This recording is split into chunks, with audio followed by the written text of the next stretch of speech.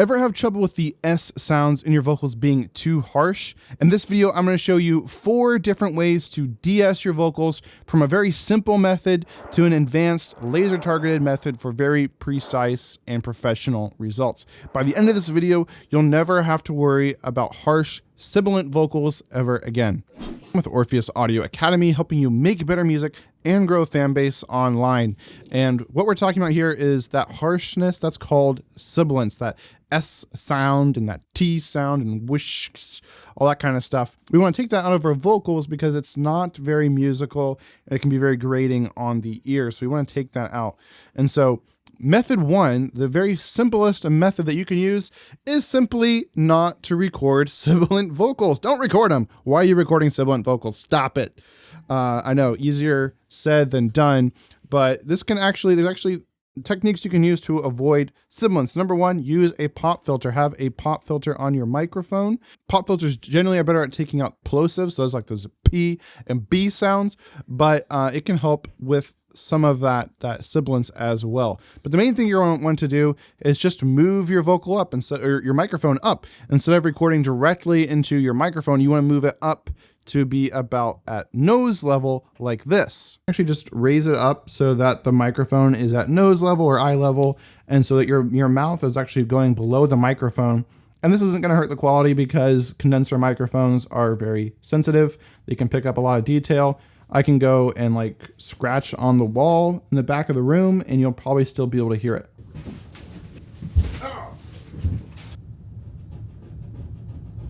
And as you probably already know, getting clean, unsibilant vocals is only one part of the puzzle when it comes to creating pro quality vocals from home. So if you want more help with this, then be sure to grab my free vocal production cheat sheet in the description below. This walks you through how to record, edit, and mix professional quality vocals from home, because if you have a weak link in any part of your chain, whether it be recording, editing, or mixing, you're not going to have pristine pro vocals from home. So be sure to grab that cheat sheet in the description below. It's completely free. All right, with that, let's move on to method 2, which is to use a de-esser. So every DAW, I believe, has a stock de-esser. Here's the one in Logic that we want to use. And so this de-esser is going to do what it sounds. It's going to de-ess your vocals. It's going to take out that S sound. And so a de-esser is simply a compressor that responds to frequency rather than amplitude, right? So a regular compressor, it starts to compress when the amplitude or volume crosses the threshold. In this case, the de-esser is going to kick in and process your vocal when a particular frequency range crosses the threshold. So that's what we have here. So we have our frequency range right here. So once this frequency range right here, you know, it's going to be a range. So you can see range down here, split versus wide. So wide would be more like a wider vocal range, whereas split is just a very particular range, which I believe is like above 4K. I'm not sure how the Logic one works. It could be different in this than versus like other de-essers. But this is the frequency range area that is going to trigger the de-esser. So when this frequency range passes this threshold here, which we set here, where we want it to be. So when too much volume accumulates in that frequency range so that it passes this threshold, it's going to reduce the volume of that range. And how much it reduces is this control here. So pretty simple. So we'll hear this vocal without any de-essing, and then with it in.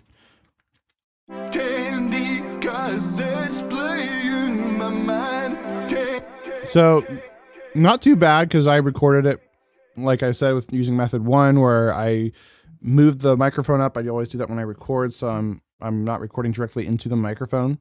That also cuts down on plosives as well. And so it's not too bad, but it's still a little bit sibilant. So we're going to turn this on and we're going to de-ess it. And then one thing that can be helpful to find that most sibilant range is just pull up an EQ and then boost and see where those harshest frequencies are.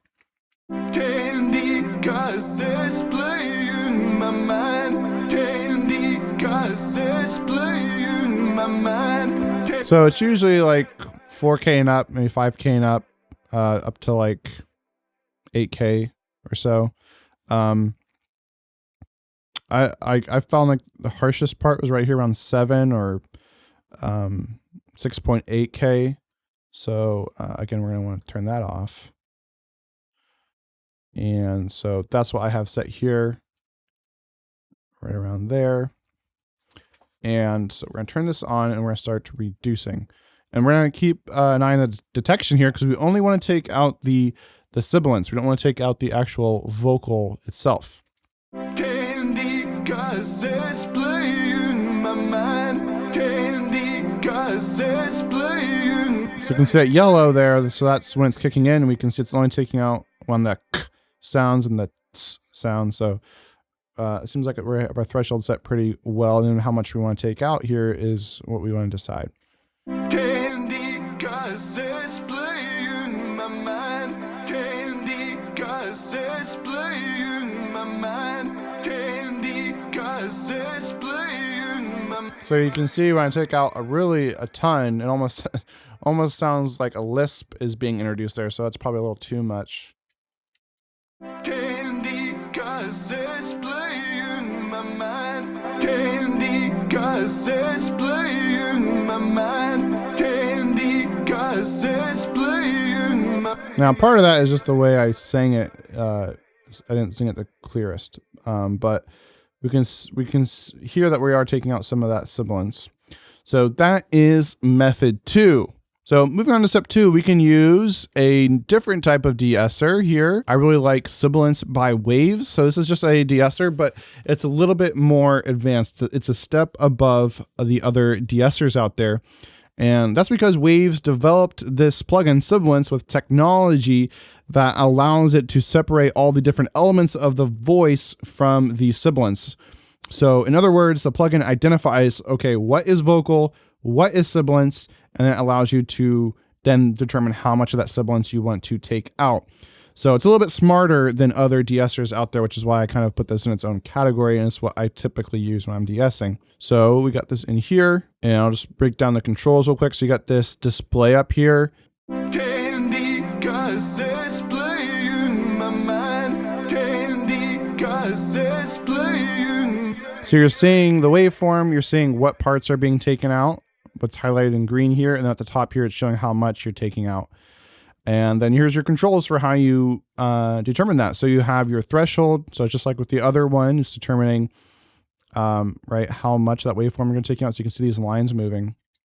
Candy gases playing. So if I put the threshold way down, then it's reading like almost the whole waveform and could be taking out a lot. Candy gases playing my mind. Which we don't want. We just want to take that sibilance out. So we're going to move the threshold up about here or so. And then we have range. So after the frequency range the sibilance passes across the threshold, we're determining how much we want to take out so we can pull this, set this how we want. Candy gases playing. And we can see at the top how much is being taken out changes as I adjust the range control. Candy gases playing my mind. Candy gases playing my mind. Candy gases. So that is pretty extreme, obviously. So we're going to pull that back up here. And so again, your goal here, as with a lot of signal controller plugins like EQ or compression, is you don't really want them to be audible. You just want their effects, right? People don't want to hear a de-esser working. They just want to know, hey, they just want to hear a vocal that sounds good and doesn't sound simple. With that, then we have detection here. And detection, we can think of this as like bandwidth or the Q point, like on like an EQ.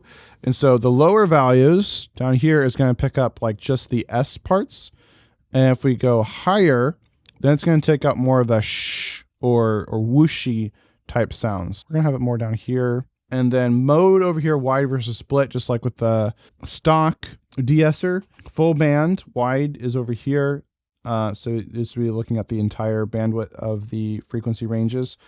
Or split is looking at just those higher frequencies, so at like above 4K. So we'll put it around here. And then we have look ahead here. This will introduce some latency, but it produces better results because the technology is able to look ahead to the upcoming waveform and know where the sibilance is going to be so it can take it out. So you get better results with look ahead.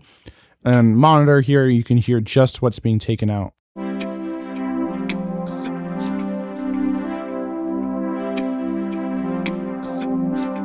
So that's pretty good. Like, we're just hearing those consonants, we're just hearing the sibilants. So we know we're going wrong if we're starting to hear some vowels. So if I like pull this down, what do we hear?